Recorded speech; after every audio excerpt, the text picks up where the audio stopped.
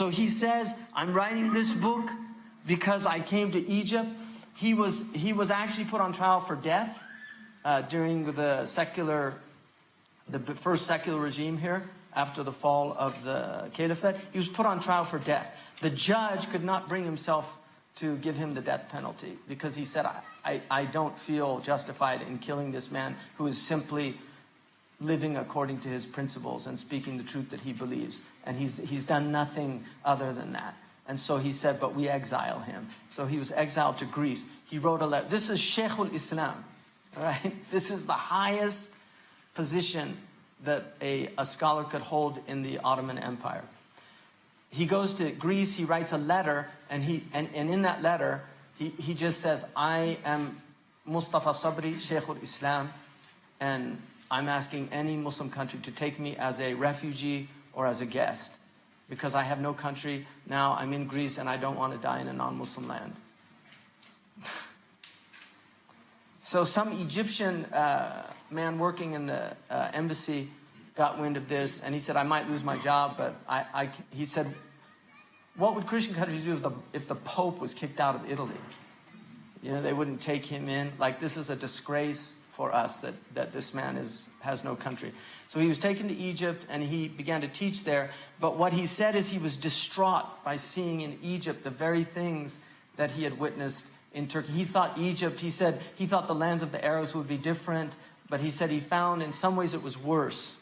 And he actually says that they forget that this Turkish dawla, you know, it was rooted in the Turks, but it was never a nationalistic civilization. He said they spent 2/3 of their history fighting the enemies of Islam, protecting the borders of Islam. This was their civilization. It was protecting and expanding the Muslim protection. Because even the Protestants, after the Protestant Revolution, many of them migrated to countries that were held by the Ottomans, because the Ottomans didn't distinguish between Catholics and Protestants. So they could get out of persecution by going to places like Transylvania, which had the Edict of Toleration based on the Muslim idea of tolerating other religions. And we know John Locke was influenced by Edward Pocock, who was a student of the Ottoman system.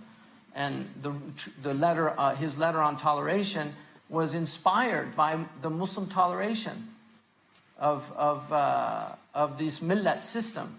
So he says that he found 2 weapons that they used. The first weapon was materialism, to make people think that religion was superstition and a foolish thing to believe.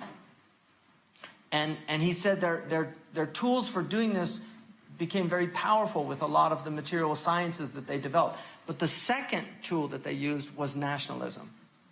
So he said to destroy Turkey from within, they used materialism.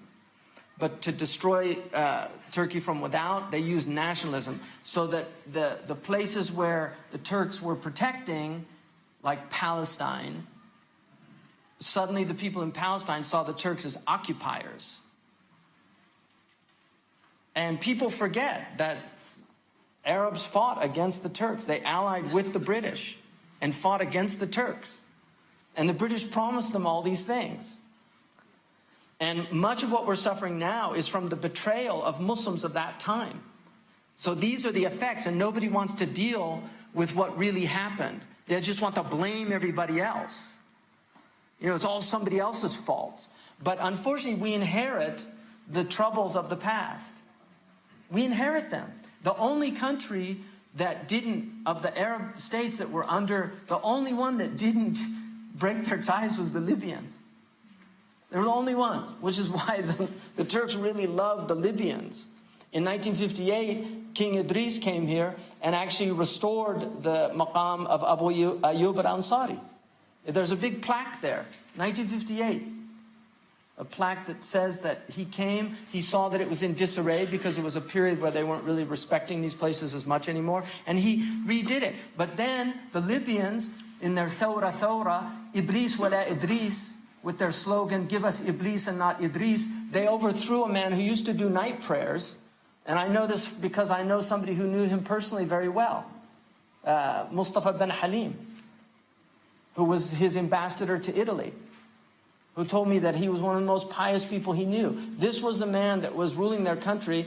They overthrew him, Iblis wala Idris, they got Iblis, and then they overthrew this guy, you know, and now there's 1,000 Iblises. And this is what revolution is. This is what he's saying. Everybody loses. Everybody loses. So we have to understand these things at a deeper level and not be fooled by slogans. One of the things that the Prophet ﷺ said, that towards the end, he said there's going to be sununa khada'a. There will be years of deception. Yu'taman al-kha'in. The treasonous one will be considered trustworthy. وَيُخَوَّنَ الْأَمِينَ. And the trustworthy one will be called a treasonous one. يُكَذِّبَ الصَّادِقِ. The one telling the truth will be deemed a liar. وَيُصَدَّقَ الْكَاذِبِ. And the one being called, the liar will be called a truthful one. This is what our Prophet warned us. So we have to be vigilant about what's being done to us as a community. The Muslims, our natural allies should be the Christians amongst this materialism. But there are people that want to make sure the Muslims and the Christians never, this is the Iago factor. Shakespeare's play about Iago, Santiago Matamoros. He was called Saint Iago, the Moor killer. He was the Spanish patron saint of killing Muslims. And Shakespeare did this play with a Moor, Othello, Uqail, it's an Arabic name, Othello, and Desdemona, the European and the Moor, coming together in a marriage, but Iago saying, no, we're not going to let this happen. Some people say that this was because Mansour al-Dhahabi, the great Moroccan, sent his ambassador, Abdul Wahid al-Fasi, in 1600, he sent him to Queen Elizabeth's court to convince the Protestant Christians to ally with the Moroccan Muslims against Spain. So the Spanish, Iago, that's why he calls him Iago, because he's Spanish, Santiago. The Spanish didn't want this alliance to happen because Mansour wanted to arrest the Americas from the Spanish and have Muslims and English take over from the Spanish. This was the idea. But he died in 1603, so it didn't come from that. But anyway, the point is there are people that don't want these religions to work together against the common enemy of atheism and materialism. These are much greater enemies. Christians believe in the Day of Judgment. They believe in the 10 Commandments. Our ethics is based on the 10 Commandments. Read Ali Imran, right? 151, 152, 153. Read those verses. That's the 10 Commandments. Those are 10 Commandments in the Quran, which our ulama said those are the wasaya al-ashara allati utiya Musa. And immediately after those verses it said, Atayna Musa al-kitab. We gave Musa the book. This was Musa brought the 10 Commandments. This was the ethics of our civilization. The Jewish, the Christian, and the Muslim civilization. These are the Abrahamic faiths. We're in the umbrella of Abraham. The two greatest religions on the planet, Islam and Christianity, share the 10 Commandments. And now the 10 Commandments are being completely eradicated. There's a website, Ashley Madison. Life is short, have an affair. It has 37 million followers. And it's a website that promotes adultery. It's valued at $1 billion.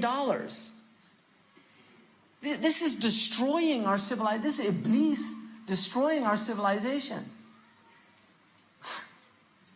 And then mocking God. God will not be mocked. You know? The mockers of God. The Christians don't want God mocked. We don't want God mocked. But people don't want these alliances of virtue. The Prophet said, "Du'utu ila hilf al-fudul qabla al-Islam." I was called to an alliance in Jahiliyyah. If I was called to it in Islam, I would respond. In other words, if people from some other faith said, "Let's ally for virtue," then I would ally with them.